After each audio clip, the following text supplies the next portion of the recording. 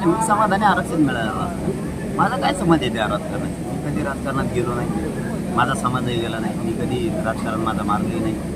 आपण फक्त त्यांना एकच सांगितलं होतं की मराठा आणि कुणबी एकच कायदा पारित करा, गजेश्वरीची अंमलबजावणी करा, कारण माझ्या मराठा समाजाची एक मान्य करा, हे तुम्ही करा. मी कधीच कोणाला म्हणलो नाही या उमेदवाराला पाडा त्याला पाडा. फक्त आपल्या मताची ताकद दिसली पाहिजे. तुम्ही कोणाला निवडून आणा, कोणाला पाडा, पण ताकदीना पाडा, एवढंच मात्र मराठा समाजात सांगितलं होतं. आणि 2-4 वर्षापूर्वी मन आली होती, सभा मोठमोठ्याल्या होत्या, पण मतात रूपांतर होत नाही. आईला म्हणलं आपलं तर होतं काय, म्हणून आम्ही बघितलं मतात मराठ्यांचं रूपांतर होत आहे का, तर 100% होत आहे. मराठी आता कोणाला सुधरून देणार नाही पुढं, आता पिढ्या. विधानसभेला काय भूमिका असेल?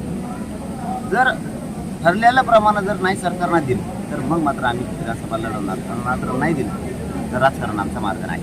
माझा नाही, माझ्या समाजाचं. आम्हाला पाहिजे आरक्षण आणि आमचं ध्येय ते राजकारण ध्येय आमचं नाही. मला किंवा माझ्या समाजाला त्या राजकारणात त्यांनी ढकलून दिलं. जसं मला आंदोलनात हलक्यात घेतलं होतं तसं राजकारणात हलक्यात घेऊन नसता महाराष्ट्रात. लोकसभा निकालानंतर देवेंद्र फडणवीस उपमुख्यमंत्री पदाचा राजीनामा देत आहेत. मनोज जरांगे पाटलांची काय पाहिजे? आमचं त्यांचं कधी शत्रुत्वच नाही आहे, कधी आम्ही त्यांना विरोधात मानलंच नाही. जे ज्या वेळेस चुकले त्या वेळेसच फक्त आम्ही त्यांना बोललो.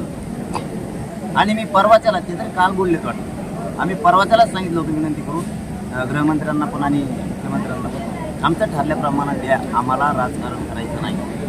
हेच मराठीतून मर्यादा घेऊन नसतं जर दिल्यावर नसता पालता होतं केल्याचं सोडा येणार नाही. आज किल्ले रायगडावरनं काय संकल्प करून जात आहे आणि काय प्रेरणा घेऊन जात आहे? नाही, राज्याभिषेक सोहळा आहे, त्यानिमित्तानं देशवासियाला शुभेच्छा आपल्या माध्यमातून देतो, आपल्या सगळ्यांना देतो. सकाळी दिल्या राजाच्या चरणी नतमस्तक झालं. त्या पवित्र रायगडाची माझी कंपाळी लावली. ऊर्जा मिळते, शक्ती मिळते, बसेवर याच्यावरती रायगडावरती राजसदरीवरती मी राजकारण करतो. पायथ्याला आल्यामुळं आपण बोलतो.